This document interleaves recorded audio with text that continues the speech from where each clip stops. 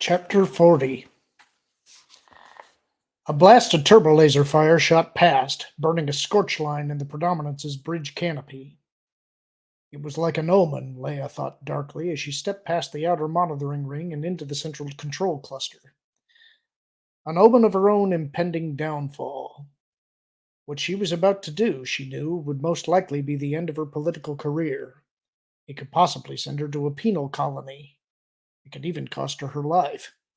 But Han's own life was hanging in the balance. Against that, nothing else mattered. She stopped behind the Ashori at the helm station and looked over his shoulder at his control board. The indicators and controls were labeled in Ashori, of course, but the board itself was a straight Kuat drive yard's design, and she knew the layout. Taking a deep breath, she stretched out to the force and keyed the sublight drive lever. The helmsman himself was the first to notice something was wrong. Rumbling something under his breath, he pulled the lever back to its original position. Leia pushed it forward again, this time also laying in a new ship's vector towards the comet blazing in the distance. The helmsman rumbled again, louder this time, and again grabbed the lever, except that this time it didn't move. Leia held it firm against his struggles, and as he paused, confused, she took the opportunity to push it still farther forward. The helmsman swiveled in his seat to look at Captain Avmuru, and out of the corner of his eye he spotted Leia standing behind him.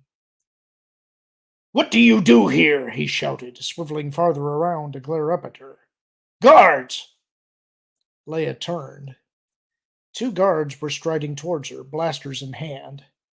Stretching out again to the force, she plucked the blasters away from them and slammed the weapons straight down to the deck with shattering force. "Counselor!" Avmuru shouted, jumping up from his seat. "What are you doing?" Leia didn't answer, but reached again for the speed control. "No!" the helmsman screamed, leaping out of his chair with his hands reaching for her throat. The clutching fingers never got there.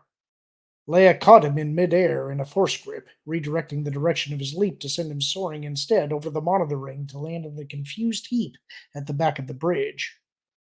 "Guards!" Avmuru shouted. "All guards!" Leia turned back to the helm, again increasing the ship's speed. Her senses flared with warning, and she snatched up her lightsaber just as two other guards on the far side of the room brought their blasters up. They fired, their stun bolts scattering uselessly from her glowing blade. Again she snatched the weapons away, this time bringing them flying across the bridge towards her and slicing them neatly in half with her lightsaber. "You will stop this at once!" Avmuru snarled, stalking with an even, deliberate pace towards her. "Otherwise, I will declare a state of war to exist between the Ashori Confederine and the New Republic." "This entire system is in deadly danger," Leia said in a loud voice. "You've refused to take steps to oppose this danger. I have therefore done so in your place." "You risk war between Isht and Coruscant," Avmuru shouted, still coming towards her. "You have until I reach you to cease this action and return this vessel to my command." Out of the corner of her eye, Leia saw Gaversom trotting over towards Avmuru's side. And there was now exactly one card left for her to play. "There is no need or reason to involve the New Republic," she told the Ashori. "I hereby resign from the High Council and the Senate and the Presidency. I am no longer anything but a private citizen." "Then you also renounce all diplomatic privileges," Avmuru snapped. Gaversom had reached his side now, pulling slightly ahead of the Ashori as the two of them continued towards Leia. From Gaversom's gait, Leia could tell he was trying to reach her first, probably hoping to stop her himself, with an eye towards minimizing the political damage to the New Republic that she had just caused. But it was too late for that, and Gaversom surely knew it. "You are aboard an Ashori war vessel," Avmuru continued. "The penalty for mutiny aboard such a vessel is death." Leia felt her throat tighten. And that, she realized bleakly, was that. The captain had spoken the word mutiny, automatically invoking the highest level of Ashori war law. If she didn't back down before Avmuru reached her, He would have no choice but to bring the entire might of his warship to bear against her. Could they stop her? Probably not. Certainly not before they reached the comet. But at what cost? Though she could hold them back, she could almost certainly not do so without the eventual shedding of blood. And if her actions led to death, even deaths from ricochet shots from their own weapons, her fate would be sealed. The strict code of Ashori war justice would demand her death in return, and for the sake of unity within the new republic, she would have to submit. Avmuru and Gavrasom were nearly to her now. And then, to Leia's amazement, Gavrasom turned sideways and abruptly stopped, his long flank stretching across the aisle between two consoles, blocking Avmuru's way. "I think not, Captain," he said calmly. "I am declaring this war vessel to be under direct New Republic command." "So it is treason from the New Republic presidency as well?" Avmuru screamed, trying to push Gavrasom bodily out of his way. "Move aside or die alongside her." "There is no treason involved," Gavrasom said. His voice was still calm, but he hadn't budged a millimeter. "Unless you bring such a charge upon yourself by refusing an official New Republic emergency requisition of your vessel, as per Section 45.2 of the Treaties of Allegiance." Abruptly, Avmuru stopped pushing. "You speak nonsense," he said, screaming now at the top of his lungs. "There has been no official requisition." "The treaties are vague about how such a requisition is to be made," Gavrasom said coolly. "Deliberately so, for an emergency situation by its very nature requires flexibility." He waved a wing towards Leia. "In this case, the requisition began when High Counselor Organa Solo—" "She is no longer a High Counselor by her own statement!" "When High Counselor Organa Solo," Gavrasom repeated, emphasizing each word, "began moving this vessel towards a perceived source of danger." Avmuru glared at Gavrasom, transferred the look to Leia, turned it back on Gavrasom again. "You cannot seriously believe the Confederine will accept such a ludicrous claim," he bellowed. "What they will or will not accept is a matter for future discussion," Gavrasom pointed out. "Regretfully, the Diamolan jamming has eliminated any chance for you to communicate with your government for counsel." He tossed his mane. "It is your decision, Captain. You must base it on the requirements of the law, my position as New Republic President, and the word of a Jedi Knight that your ship is in deadly danger." Avmuru was trembling with emotion, his eyes flicking back and forth between Gavrasom, Leia, and the view out the canopy. Leia stole a glance out there herself, confirmed that the predominance was indeed moving towards the comet. "Helmsman!" Avmuru shouted. "Here, my captain," the other replied, stepping hesitantly forward. "Resume your post," Avmuru ordered, his voice starting to calm down. "Continue on the course which the Jedi Knight Organa Solo has put us on." He paused. "And increase to flank speed." "Yes, my captain," the helmsman said, brushing gingerly past Gavrasom as the Calibop moved aside. Leia stepped aside as well, and he sat warily down in his seat again. "Course and speed as ordered, my captain." "Come, Counselor," Gavrasom said, gesturing to Leia with one of his wingtips. "Let us move back out of their way." Together they retreated again behind the monitor ring. "Thank you," Leia said quietly. "I was only doing my job," Gavrasom said. "I have often heard it said that Calibops are long on words and short on deeds." He ruffled his mane. "Sometimes, though, it is the words that must come first." "Yes," Leia murmured, gazing out the canopy at the comet. She could only hope that the deeds that followed would be in time. "We have them both, Captain," the starboard tractor beam officer called up to the command walkway.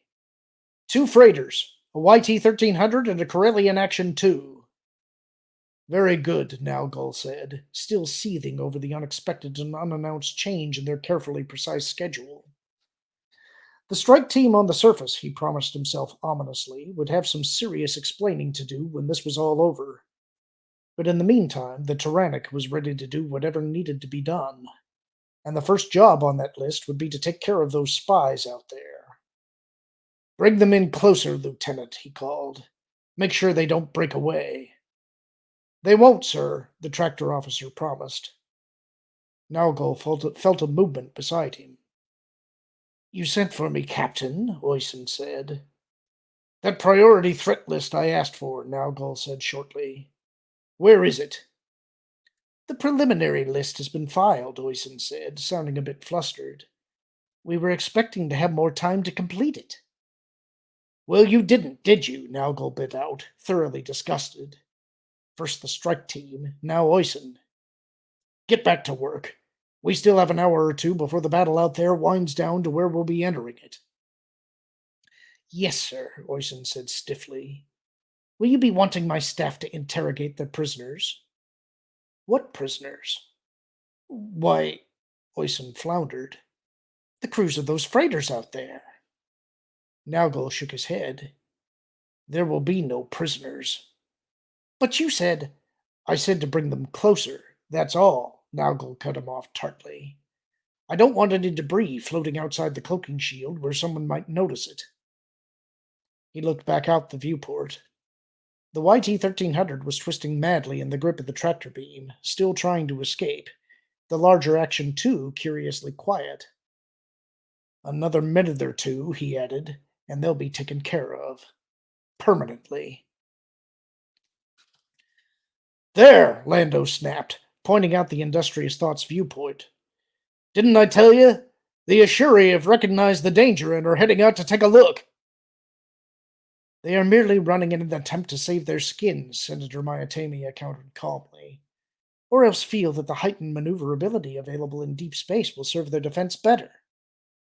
Fine, Lando said. Either way, you can't just let them go.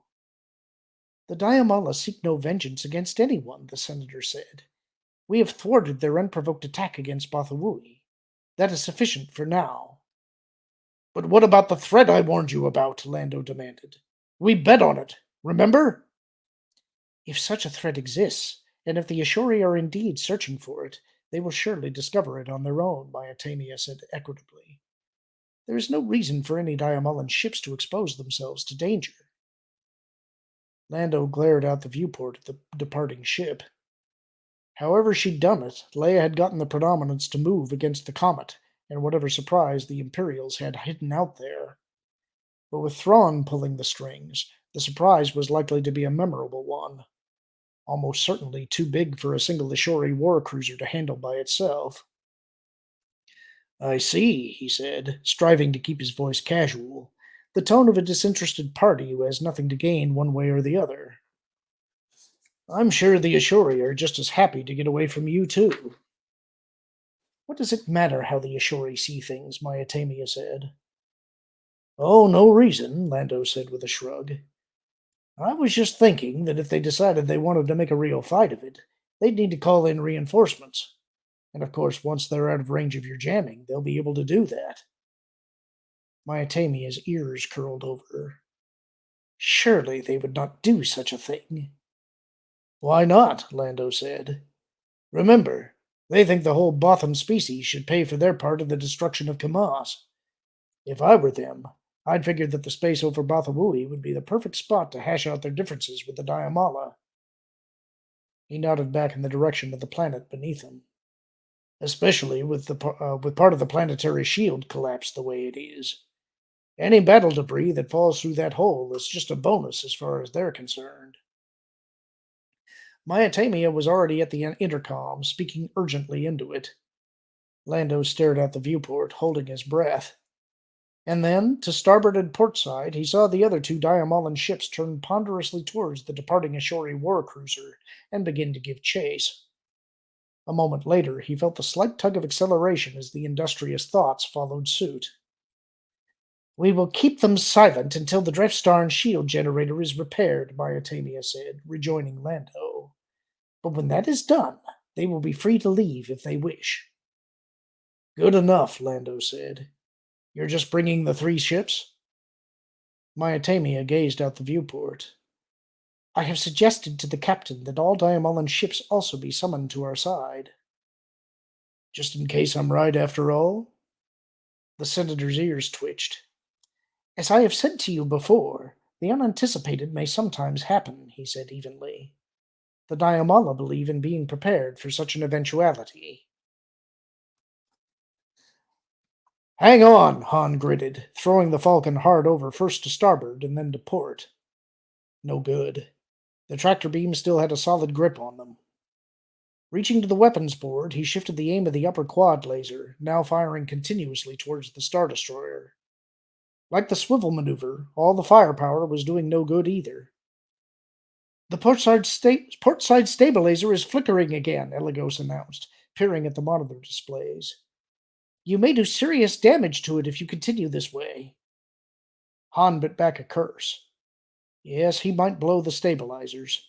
He might also burn out a section of the sublight drive, or melt the quads, or even crack the hull.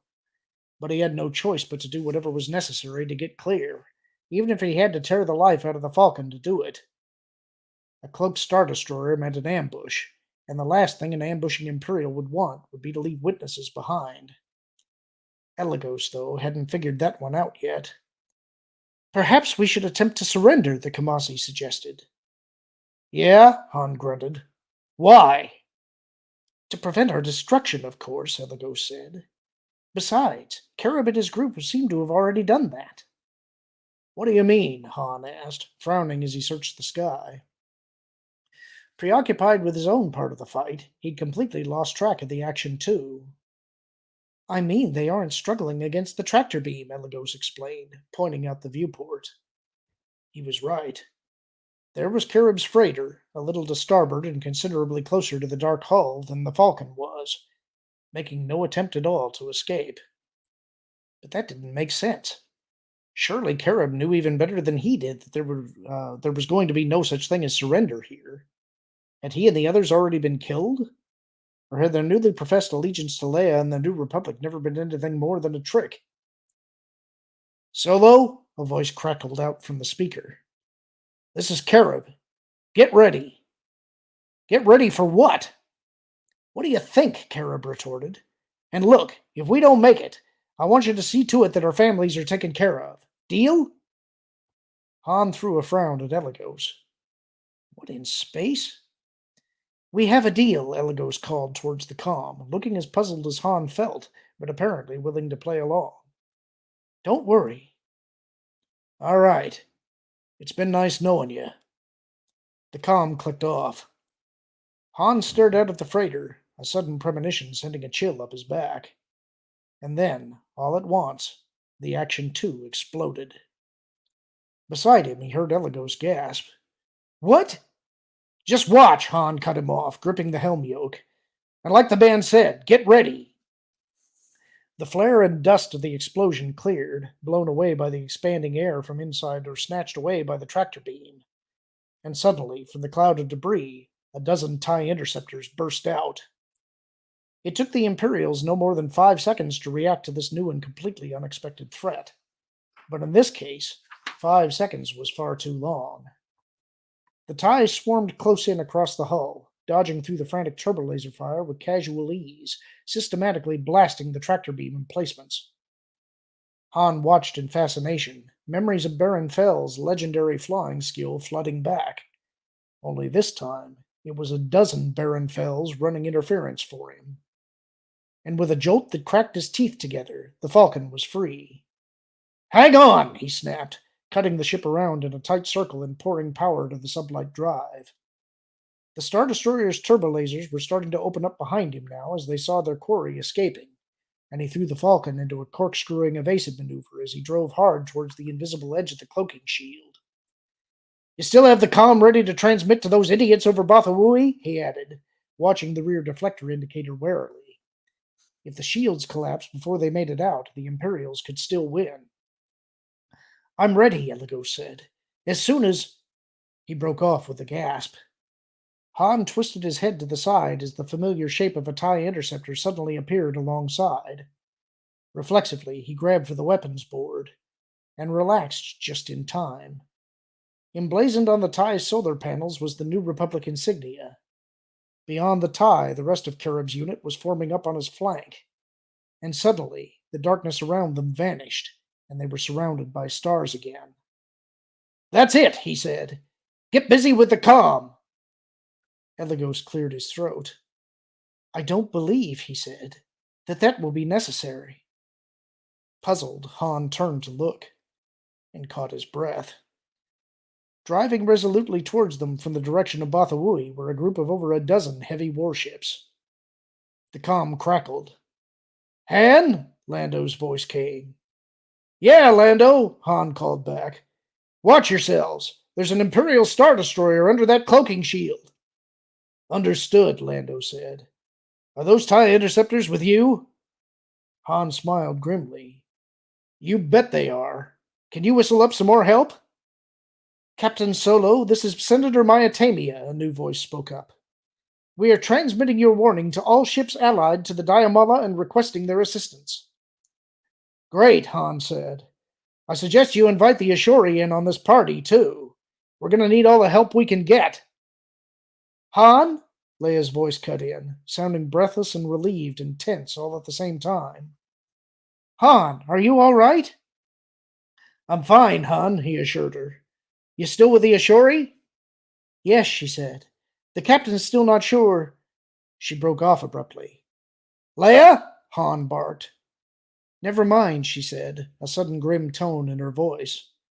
I don't think he has any doubts anymore. Han frowned, swinging the Falcon around in a tight circle and looking back. The Star Destroyer, its ambush now thwarted, had dropped its cloaking shield. Only it wasn't just a single Star Destroyer pulling away from the comet towards the incoming fleet. It was 3 of them. He took a deep breath. Okay, he said. Now it's a fight. And that's the end of the chapter. Hope you enjoyed it. Talk to you soon.